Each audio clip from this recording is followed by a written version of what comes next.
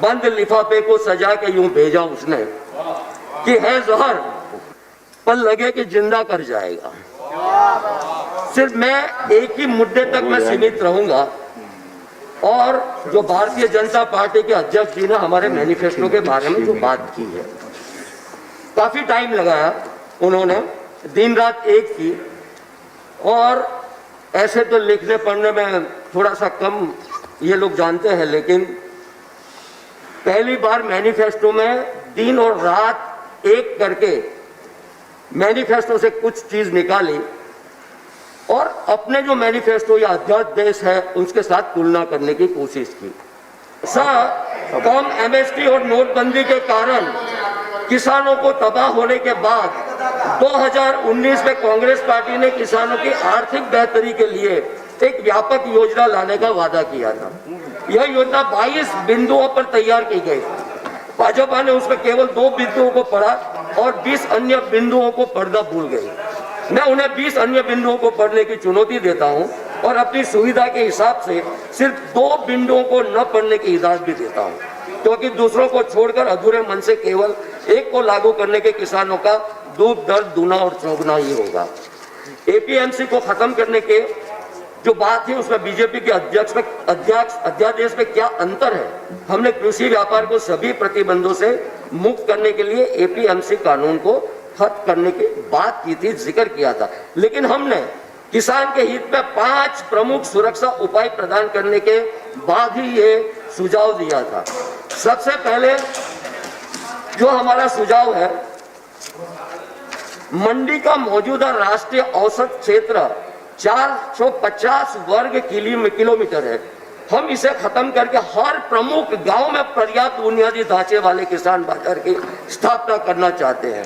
क्या इस अध्यादेश में यह प्रावधान है? नो, नहीं है।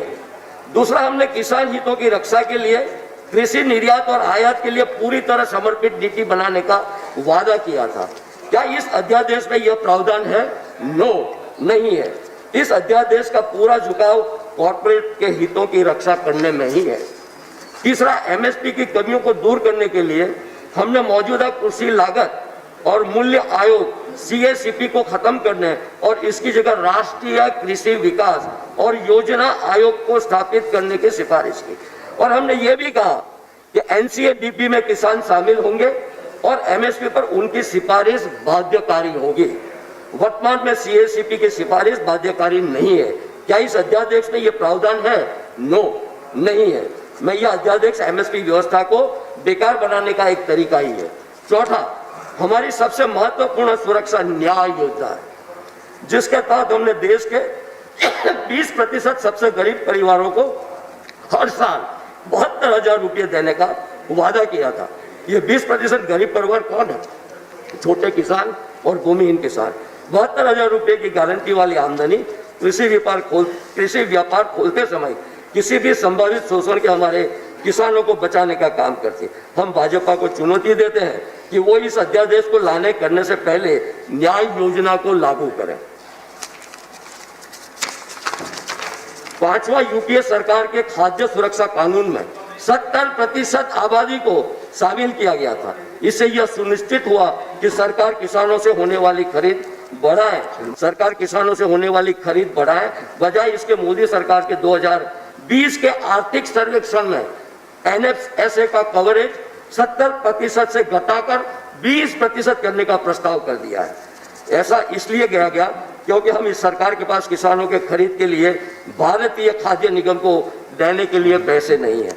FCI खुद को बचाए रखने के लिए राष्ट्रीय लघु बचत कोष से 8.4% पर उधार पैसा ले रहा है।